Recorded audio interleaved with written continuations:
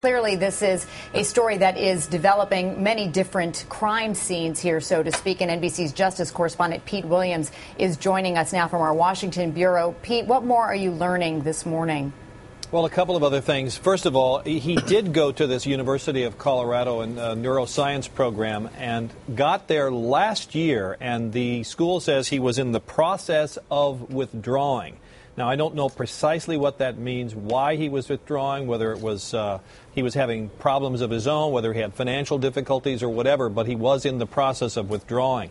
As for the shooting scene itself, authorities are now trying to trace the weapons that he used. We know that he had 4 guns in all that he arrived with, and the Aurora police say he took 3 of them into the theater. One of them, the one he fired first, was apparently a Remington shotgun, a pump-action Model 870. This is one of the most popular shotguns in America. Probably safe to say millions of them in circulation. He had a Smith & Wesson AR-15 type weapon. Some people call these assault weapons. These are the kinds of rifles that can accommodate a large magazine, a large ammunition clip, but we don't know from the authorities yet how many rounds he had with him. And then he had 2 handguns, both made by Glock. One was a .40 caliber, and I don't know the size of the other, but they're trying to find out when these were purchased and by whom.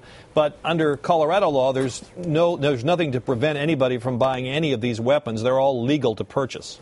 And as we're looking now at some footage, Pete, of the scene at that movie theater complex, and we're looking at the area where James Holmes was arrested, you kind of took us through the clothes that were lying on the ground. He was arrested without a struggle, without resistance, and they immediately took the clothing off of him, and that includes what we saw on the ground there, a bulletproof vest, what appears to be a gas mask. This guy came prepared.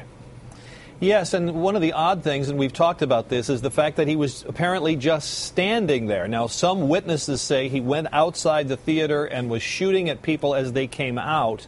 But in any event, by the time the police got there, which was shortly after they got the first 911 call at 12:39 a.m. this morning, Mountain Time, he was just there. Now, the police department is apparently very close to where this theater is in Aurora, a suburb of Denver.